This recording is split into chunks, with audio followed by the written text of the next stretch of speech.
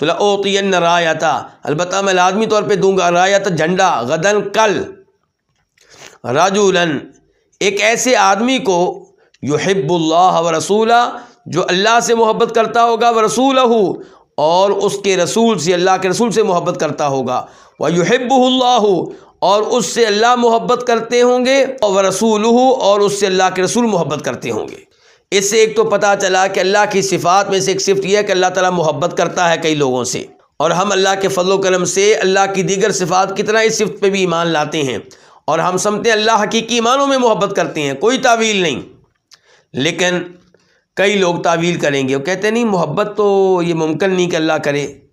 ہم کہتے ہیں ابھی قرآن میں بار بار آیا، احادیث میں آیا، کہتے ہیں جی اس کی تعویل کی جا سکتی، کیا تعویل کریں گے کہ اللہ محبت کرتا ہے، مراد یہ ہے کہ اللہ جن کے بارے میں کہتا ہے کہ مجھے ان سے محبت ہے، ان کو اللہ انعام دیتا ہے، ان کے ساتھ اللہ تعالیٰ خیر خواہی کا ارادہ فرماتا ہے۔ تو یہ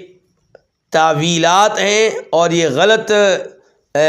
سلوک ہے اللہ کے کلام کے ساتھ اور نبی علیہ السلام کی حدیث کے ساتھ۔ ہمارا عقیدہ یہ ہے کہ اللہ محبت کرتا ہے، اور یقیناً جیسے اللہ محبت کرے اللہ اس کو انعامات سے بھی نوازتا ہے، اللہ اس کو عزت بھی دیتا ہے، اللہ اس کے ساتھ خیر کا ارادہ بھی فرماتا ہے۔